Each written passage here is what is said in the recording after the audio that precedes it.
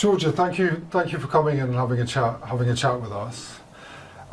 So it would be a big help if you could kind of introduce yourself and just talk a little bit about what you do here at Gladstones. Yes, certainly. So hi Tish, and thank you so much for inviting me in. So my name's Georgia and I've been working at Gladstones for, wow, over 9 years now. And so what do I do? So anyone interested in coming to somewhere like this, we've very much got the holistic approach here. So obviously you've got the programme in its entirety, but what I also do is the holistic part. What does that really mean? So we do meditation, visualisation, which really helps you get out of your headspace, calm yourself down, particularly if you're, new to sobriety, if you like. Helps you with sleep, stress, anxiety. It's also equipped to give you a toolkit, really, of helping you as a takeaway, things you can do yourself at home. So we do recommendations of meditations, visualizations. What I also do here is reflexology for addiction and recovery, which is very much specific to people. So for example, depending on what you're here for will depend on the area one would work. So there's different areas on your hands and feet that you can massage, which will help alleviate symptoms of, for example, liver pain or sinus problems or bladder problems, etc., etc. You find that to be very effective for people coming into this type of facility? 100%, yeah.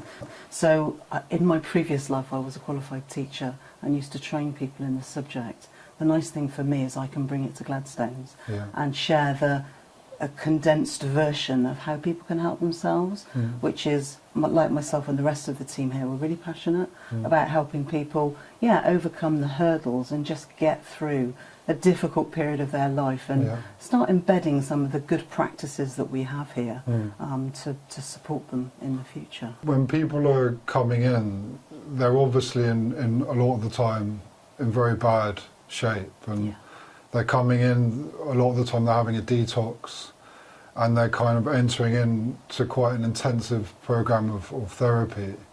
Do you find with what you do, it kind of helps with the balance of the therapeutic approach? 100%, because as you can appreciate, when you're in meetings or one-to-one with counsellors, then you're spending a lot of time in your head, right? So the things that I do, for example, is yoga, meditation, visualisation. We've also got a hands-on service here, so I do massage, sports massage, reflexology, all that type of stuff. But absolutely, when people are in intense therapy, it's nice to have the lighter side of things, if you like, the hands-on side of things. We also bring aromatherapy oils in. So just, for example, peppermint's a really good head clearer. So when you're suffering from brain fog, whether that be through coming in here, the medication you'll be on, etc., it just helps you to get through those difficult times. Conversely, obviously, a lot of people have problems sleeping, relaxation, anxiety. The list is endless, let's be really honest.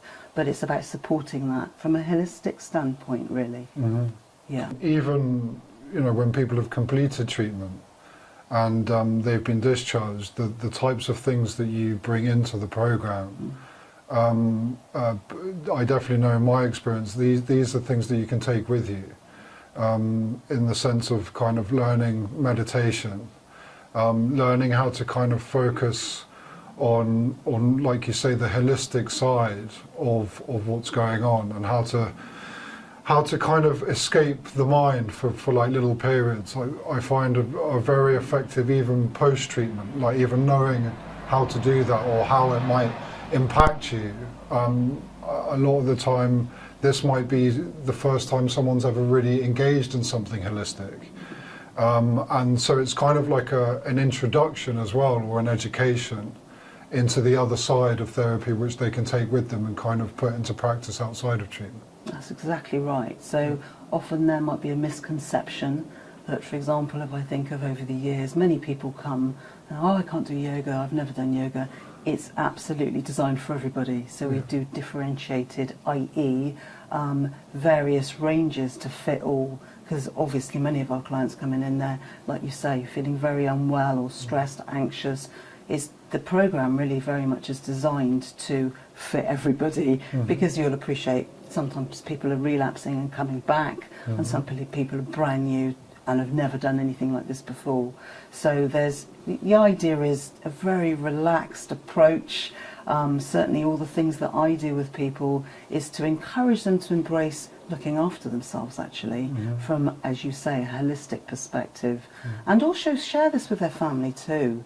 So it's a really good take home to not only, ideally, when you come out post-treatment, as I said, you've got a toolkit of things that will support you in your recovery, absolutely.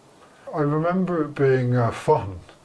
And I remember, you know, in the classes that you take, that you lead, there was like a really lovely engagement with it as well, from like a peer-to-peer perspective, and there was a lot of laughter as well.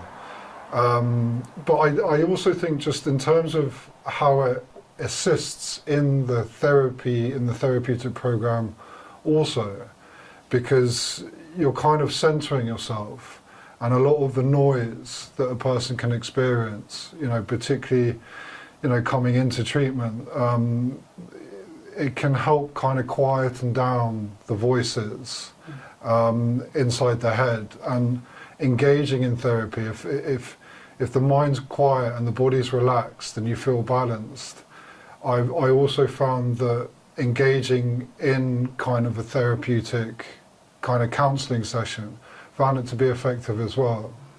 Absolutely, yeah.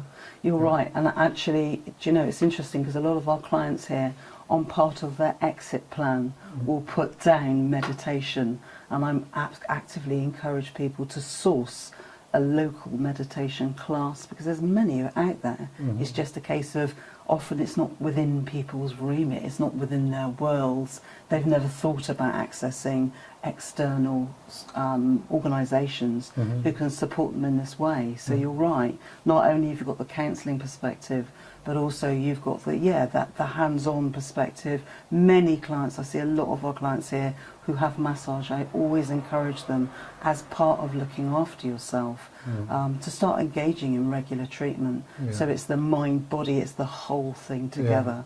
And as I said, also with people, when they've had problems with their families, through communication, etc.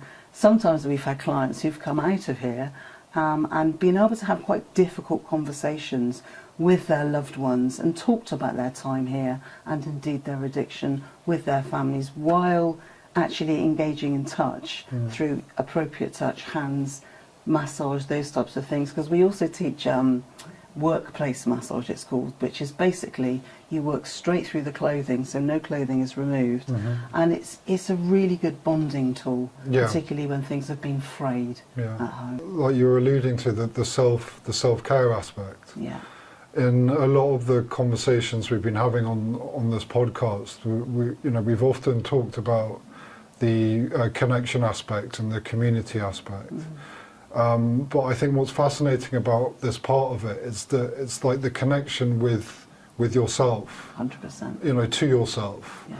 And, you know, often it's kind of deemed, you know, another person, but I think it's so valuable to be able to sit down and really kind of feel what's going on for you as an individual, almost by yourself, you know, to be able to go through the motions and have the tools and outlets to be able to do that.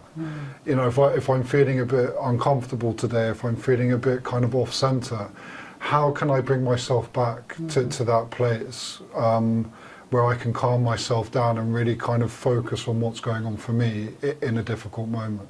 That's exactly right.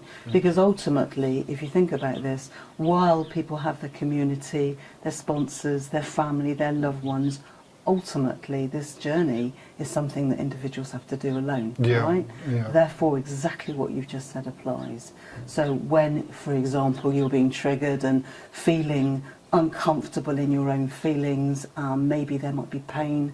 Obviously, if we look at the breadth of different types of addictions out there, obviously all of them will have the emotional side, the physiological side, the psychological side, and sometimes a lot of our clients are coming here with physical pain.